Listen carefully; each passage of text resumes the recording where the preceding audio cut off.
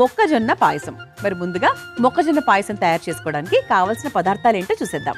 మొక్కజొన్న పాయసం తయారు చేసుకోవడానికి కావాల్సిన పదార్థాలు: మొక్కజొన్న గింజలు 1 కప్పు, పాలు 2 కప్పులు, బెల్లం తురుము 1 కప్పు, నెయ్యి 3 టేబుల్ స్పూన్లు, యాలకుల పొడి 1 టేబుల్ స్పూన్, జీడిపప్పు కొద్దిగా, బాదాం కొద్దిగా, కిస్మిస్ కొద్దిగా. మొక్కజొన్న పాయసం తయారు చేసుకోవడానికి కావాల్సిన పదార్థాలన్నీ కూడా రెడీగా ఉన్నాయి.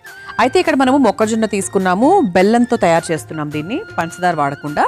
పాలు, ఇంకా డ్రై ఫ్రూట్స్, ఇంకా చాలా చాలా సింపుల్గా ఉంటుంది ప్రాసెస్. ఏం పెద్ద కష్టమైన ప్రాసెస్ ఏం కాదు. మనకు మొక్కజొన్న మలబద్ధకంతో ఇబ్బంది పడుతున్న వారికి చాలా బెస్ట్గా పనిచేస్తుందండి. ఎందుకంటే ఇందులో ఫైబర్ ఎక్కువగా ఉంటుంది, మెగ్నీషియం ఎక్కువగా ఉంటుంది, గుండె ఆరోగ్యానికి మంచిది.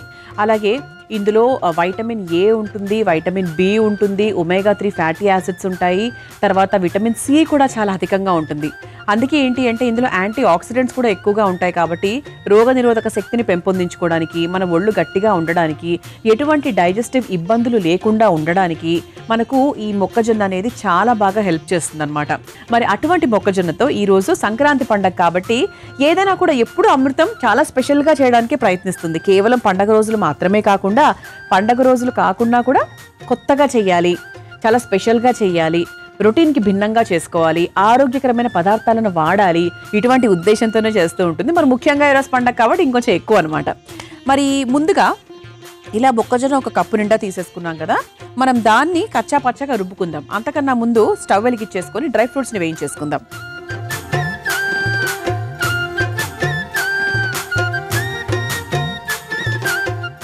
ముందుగా స్టవ్ వెలిగించేసుకున్నాను.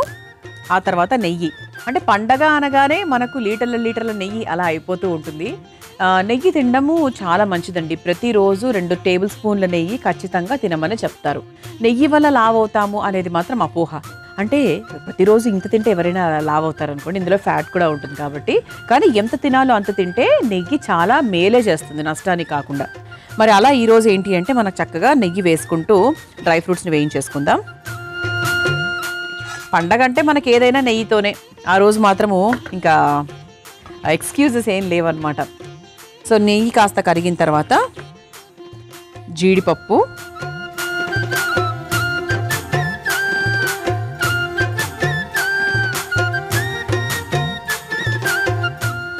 ఒక్కసారి ఇలా వేయించేసుకుందాం.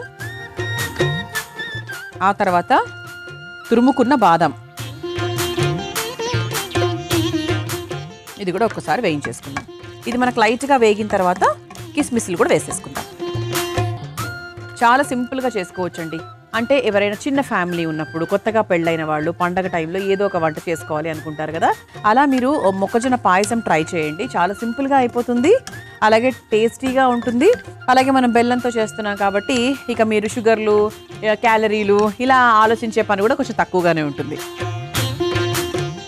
బాదాం లైట్గా వేగిందండి. ఆ తర్వాత కిస్మిస్లు,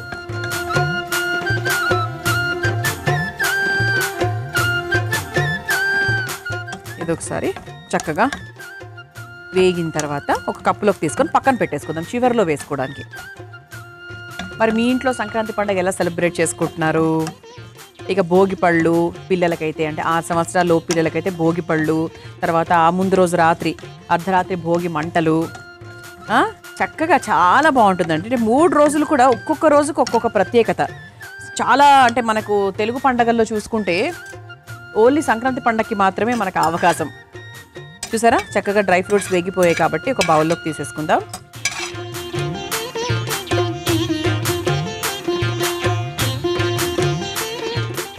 పక్కన పెట్టేసుకుందాం.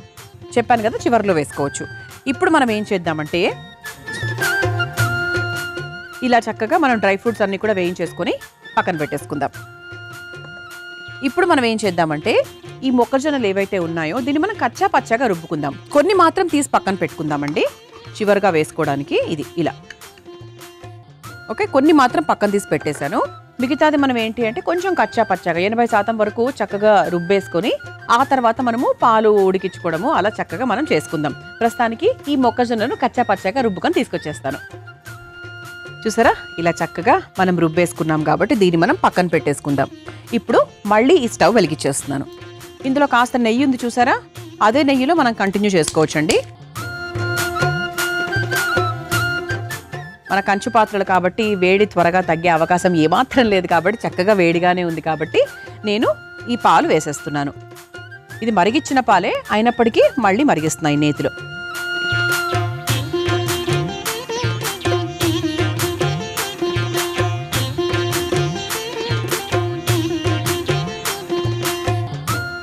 అలా దాదాపుగా 2 కప్పుల పాలు పోసుకున్నాను. ఇందులో చక్కగా నెయ్యి కూడా ఉంది కాబట్టి రుచి కూడా చాలా చాలా బాగుంటుంది. చూసారా కొంచెం మనకు లైట్గా మరిగింది కాబట్టి ఇదిగోండి ఇలా మనం కచ్చా పచ్చాగా రుబ్బుకున్నటువంటి ఈ మొక్కజొన్న ఏదైతే ఉందో అది మనము ఈ పాలల్లోకి వేసుకొని బాగా దగ్గర పడేంత వరకు కలుపుకోవాలన్నమాట.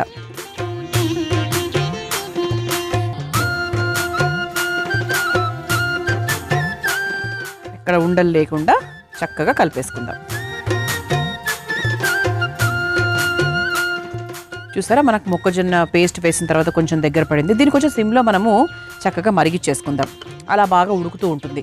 ఈలోపు మనం ఏం చేద్దామంటే ఈ పక్క బాండీలో ముందుకు వెలిగిచ్చేసుకొని ఇందులో కాస్త నెయ్యి వేసుకుందాం. ఇంతకుముందు మనం మొక్కజొన్న గింజలు కొన్నిటిని పక్కన పెట్టుకున్నాం కదా, అది మనకు పచ్చిగా వేసే కన్నా కూడా లైట్గా నేతిలో వేయించుకొని వేసుకుంటే బాగుంటుంది. అందుకు కొంచెం నెయ్యి వేసేసుకుందాం.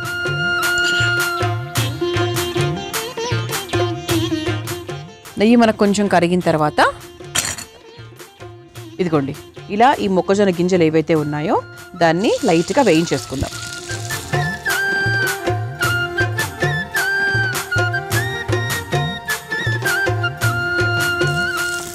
ఇది ఇలా మనకు లైట్గా నేతిలో వేయించేసుకున్నాక అదే బౌల్లోకి తీసేసుకుందాం.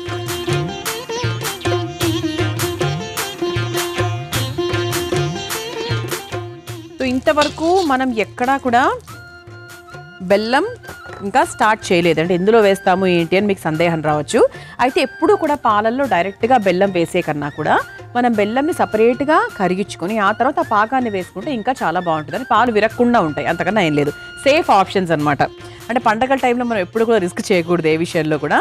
అయితే ఈ బాండీలో ఆల్రెడీ కొంచెం నెయ్యి ఉంది కాబట్టి దాంట్లోనే 1 కప్పు బెల్లం వేసేస్తున్నాను.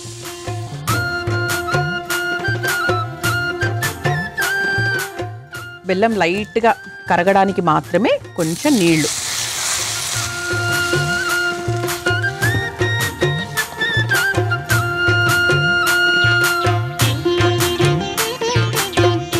ఇది ఒక్కసారి మనకు చక్కగా కలిపేసుకున్నామంటే ఆ వేడికి చక్కగా బెల్లం కూడా కరిగిపోతుంది. ఇటువైపు చూసినట్టయితే చక్కగా ఈ పాలల్లో ఈ మొక్కజొన్న పేస్ట్ కూడా బాగా దగ్గర పడుతుంది. బాగా మరిగించుకోవాలండి. మరిగించుకుంటే ఏంటంటే కొంచెం మనకు ఆ పాలు థిక్నెస్ అవుతుంది.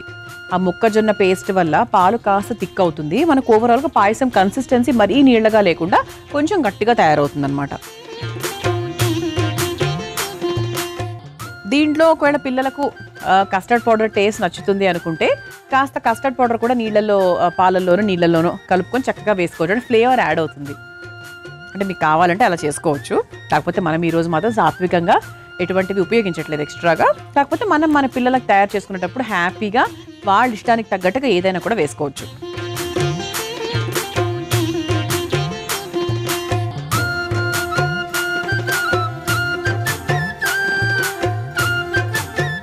ఈ స్టవ్ కూడా మనం ఆఫ్ చేసుకోవచ్చు. ఇటువైపు చూసుకుంటే మనకు బెల్లం కూడా చక్క కరిగింది కాబట్టి ఈ స్టవ్ కూడా మనం ఆఫ్ చేసేసుకోవచ్చు. 2 స్టవ్లు ఇప్పుడు ఆఫ్లో ఉన్నాయి. ఎందుకున్నాయంటే పాలు బెల్లం కలవబోతున్నాయి అన్నప్పుడు మనం కాస్త ఆఫ్ చేసుకుంటేనే బెటర్ అండి. అయితే ఇప్పుడు మనం ఏం చేయాలి అంటే మనం ఇంతవరకు యాలక్కుల పొడి వేసుకోలేదు కదా, యాలక్కుల పొడి వేసేసుకుందాం. ఈ పాయసంలో ఒక 1 స్పూన్ లేదంటే 1.5 స్పూన్. కొంతమందికి ఆ ఫ్లేవర్ బాగా ఇష్టం ఉంటుంది కాబట్టి కొంచెం ఎక్కువగా వేసుకోవచ్చు. యాలక్కుల పొడి వేసుకొని ఒకసారి బాగా మిక్స్ చేసుకోవాలి. ఆ తర్వాత ఈ బెల్లం పాకం ఏదైతే ఉందో దాన్ని చక్కగా ఒక గరిటెతో తీసుకొని ఈ పాయసంలోకి ఇలా వేసేసుకోవాలి.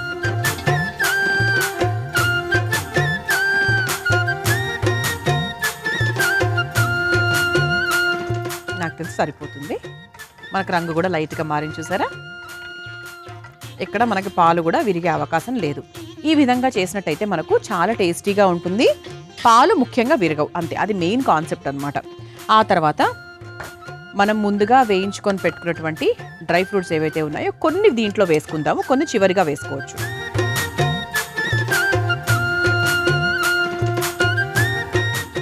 మనం మొక్కజొన్న గింజలు వేయించుకున్నాక అది చివరిలో వేసుకుందాం. సో ప్రస్తుతానికి మన ప్లేట్ కూడా చూసారా ఎంత అందంగా ఉందో, ఇలా చక్కగా క్యారెట్ కైట్స్ అన్నమాట.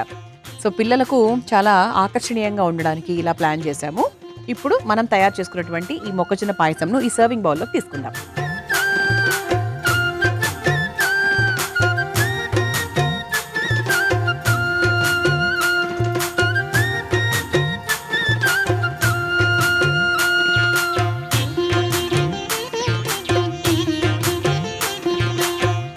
చక్కగా మధ్యలో పంటికి అలా తగులుతూ చక్కటి టేస్ట్ భలే ఉండబోతుందండి. అసలు నాకు ఎప్పుడెప్పుడు రుచి చూడాలని వెయిట్ చేస్తున్నాను. అయితే ఇలా మనము సర్వ్ చేసుకున్న తర్వాత ఇందులోంచి చక్కగా మొక్కజొన్న గింజలు వేసుకుందాం. అఫ్ కోర్స్ పాయసం కాబట్టి లోపలికి వెళ్ళిపోతాయి అనుకోండి, అలా పైన కనిపించాలి అని మాత్రం ఎక్స్పెక్ట్ చేయకూడదు. ఆ తర్వాత మనము వేయించుకొని పెట్టుకున్న డ్రై ఫ్రూట్స్ని కూడా అలా పైనుంచి చక్కగా వేసుకుందాం.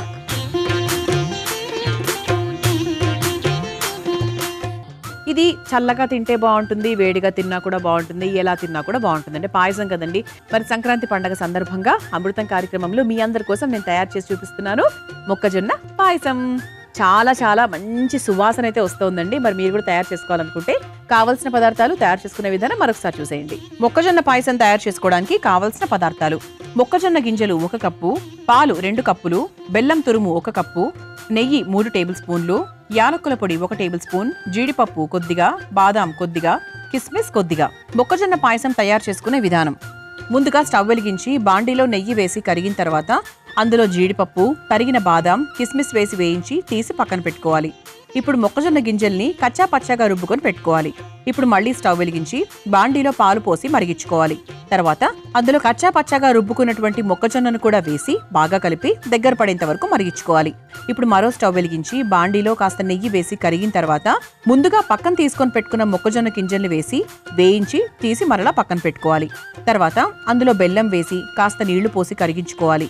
మరిగించుకున్న పాల మిశ్రమంలో యాలకుల పొడి, కరిగించుకున్న బెల్లం పాకం, వేయించుకున్న డ్రై ఫ్రూట్స్ వేసి బాగా కలిపి ఒక సర్వింగ్ బౌల్లోకి తీసుకొని పైనుంచి నేతిలో వేయించుకున్న మొక్కజొన్న గింజలు, డ్రై ఫ్రూట్స్ ని వేసుకొని సర్వ్ చేసుకుంటే మొక్కజొన్న పాయసం రెడీ.